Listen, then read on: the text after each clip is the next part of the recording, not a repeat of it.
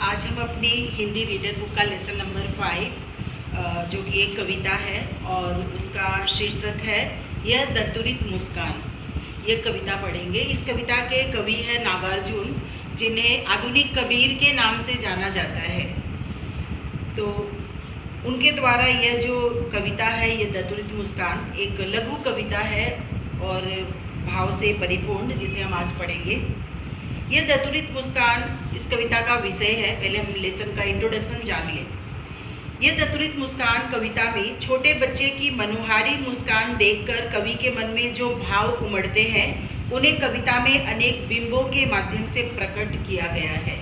अनेक उदाहरणों के द्वारा कवि उन्हें जैसा समझते हैं उसके अनुसार उन्होंने भाव व्यक्त किए हैं कि छोटे बच्चे की मनोहारी अर्थात मन को मोहने वाली, मन पर गहरा प्रभाव जमाने वाली। कवि का मानना है कि इस सुंदरता में ही जीवन का संदेश है। बच्चे की जो मुस्कुराहट है, मुस्कान है, उसकी सुंदरता में जीवन का संदेश है और इसे उन्होंने अनेक उदाहरणों के द्वारा प्रस्तुत किया, जो हम इस कविता में पढ़ेंगे। इस सुंदरता की व्याप्ति ऐसी है कि कठोर से कठोर मन भी पिघल जाए। इस दत्तुरित मुस्कान की मोहकता तब और बढ़ जाती है जब उसके साथ नज़रों का बांकपन जुड़ जाता है। ये कविता अब हम पढ़ेंगे। देखिए, तुम्हारी यह दत्तुरित मुस्कान मृतक में भी डाल देगी जान, धूली धूसर तुम्हारे ये गात, छोड़कर तालाब मेरी झोपड़ी में खिल रहे जलजात। कवि कहते हैं, शिशु को संबोधित करते हुए कहते हैं कि तुम्हारी यह दत्तुरित मुस्कान। दत्तुरित शब्द का अर्थ ही होता है नए नए दांतों वाली, यानी निकलते हुए दांतों वाली।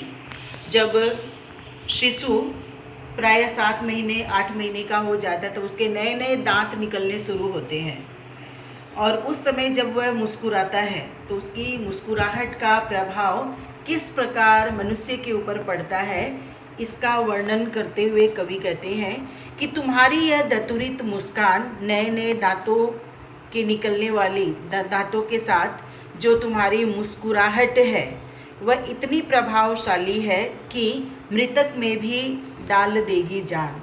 मृतक का मतलब होता है मरा हुआ, लेकिन यहाँ पे मृतक शब्द का प्रयोग कवि ने किया है नीरस व्यक्ति के लिए, यानी जिसे जो जीवन के प्रति निराश हो चुका है, नीरस हो चुका है। यदि ऐसा व्यक्ति भी शिशु की ऐसी निश्चल मुस्कुराहट को देखता है, दत्तुरित मुस्कान को देखता है, तो उसमें मानो नए प्राण का संचार हो जाता है। मृतक व्यक्ति भी जीवित हो जाता है, अर्थात जो नीरस व्यक्ति है वह भी, उसमें भी जीवन के प्रति रस उत्पन्न हो जाता है। आगे कवि लिखते हैं, धूली धूसर तुम्हारे ये गात। धूली धूसर मतलब धूल से भरे हुए। जब शिशु घुटनों के बल चलना शुरू करता है तब वह यह नहीं देखता कि जगह साफ है या वहाँ धूल है।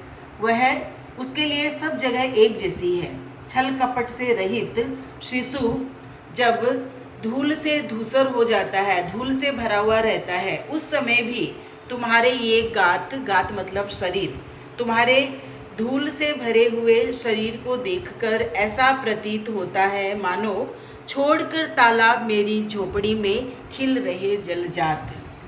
जलजात कमल का पर्यायवाची, कमल फूल जो कि तालाब में खिलता है, कीचड़ में खिलता है, और तुम्हारे धूल से भरे हुए शरीर को देखकर ऐसा प्रतीत होता है मानो कमल का फूल तालाब में न खिलकर मेरी झोपड़ी में खिल गया हो। परस पाकर तुम्हारा ही प्राण, परस यानी स्पर्श, तुम्हारा स्पर्श पाकर ऐसा प्रतीत होता है मानो पिघलकर जल बन गया होगा कठिन पाषाण। पाषाण मतलब पत्थर। कठोर पत्थर भी पिघल जाता है, उससे जल प्रवाहित हो उठता है। यानी बालक की मुस्कुराहट में, उसके स्पर्श में अद्भुत शक्ति है। छू गया तुमसे कि झरने लग गए शेफालिका के फूल। तुम्हारे स्पर्श का प्रभाव इतना गहरा है कि यदि वह बांस था कि बबूल, बांस और बबूल ऐसे पेड़ हैं जिन पर फूल नहीं लगते, कांटेदार पेड़ होता है बबूल का, लेकिन बालक शिशु का स्पर्श पाकर मानो इनसे भी शेफालिका के फूल झड़ने लग गए। शेफालिका एक फूल का नाम है, तो शेफालिका के फूल झड़ने लग जाते हैं। तुम मुझे पाए नहीं पहचान, देखते ही रहोगे अनिमेष। अनिमेष मतलब लगातार, एकटक। यह बालक की प्रवृत्ति होती है, शिशु की प्रवृत्ति होती है कि जिस व्यक्ति को वह पहचानता नहीं, लगातार उसे देखते हुए उसे पहचानने की कोशिश करता है। और कभी कभी जो कि इस शिशु के पिता हैं, अपनी गुमक्कड़ प्रकृति के चलते कभी अधिकतम समय घर से बाहर रहे, और जब से शिशु का जन्म हुआ, वह कुछ महीनों का हुआ, उसने कभी को देखा नहीं था, अपने पिता को देखा नहीं था, और उन्हें अपने सामने पाकर वह उन्हें पहचानने की कोशिश करता है। अनिमेष देखता है, अर्थात लगातार एकटक देखते हुए उन्हें पहचानने की कोशिश करता है। तो कवि कहते हैं कि तुम मुझे पाए नहीं पहचान, तुमने मुझे पहचाना नहीं, देखते ही रहोगे अनिमेष, ऐसे ही लगातार देखते रहोगे, थक गए हो। कवि को ऐसा प्रतीत होता है कि लगातार देखते रहने के कारण शायद शिशु थक गया है। आँख लूँ मैं फेर, कवि कहते हैं कि मैं अपनी आँखें फेर लूँ। क्या हुआ यदि हो न सके परिचित पहली बार।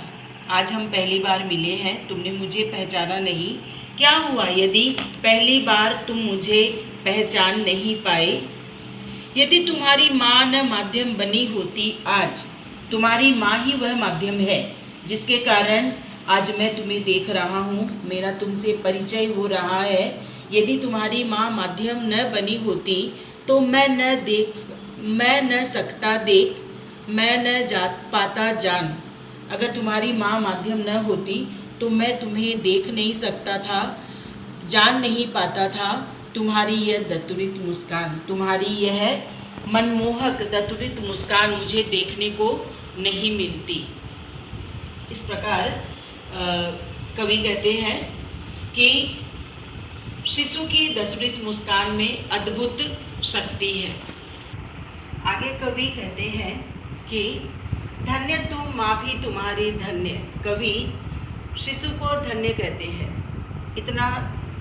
इतनी सुंदर मुस्कान वाले, इतनी मनमोहक मुस्कान वाला शिशु धन्य है। माँ भी तुम्हारी धन्य, और माँ भी तुम्हारी धन्य है क्योंकि उसने इतने सुंदर शिशु को जन्म दिया है जिसकी इतनी मनमोहक मुस्कान है और इतने प्यार से जिसे पाल रही है, उसका ध्यान रख रही है।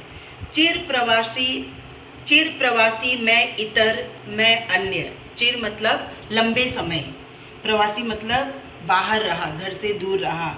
मैं इतर मतलब दूसरा, मैं अन्य, मैं बाहर का, अन्य व्यक्ति के समान लंबे समय तक घर से बाहर रहा, और मेरी अनुपस्थिति में तुम्हारी माँ ने तुम्हें संभाला, इतने प्यार से तुम्हारा पालन पोषण कर रही है। इस अतिथि से प्रिय तुम्हारा क्या रहा संपर्क। तुम मुझे नहीं पहचान पा रहे हो, और ऐसा होना स्वाभाविक ही है क्योंकि मैं तो एक अतिथि के समान हूँ तुम्हारे लिए, एक अतिथि की भांति तुम्हारे सामने आया हूँ, और उसके साथ तुम्हारा संपर्क ही कितना रहा, कब रहा। उंगलियां माँ की कराती रही है मधुपर्क।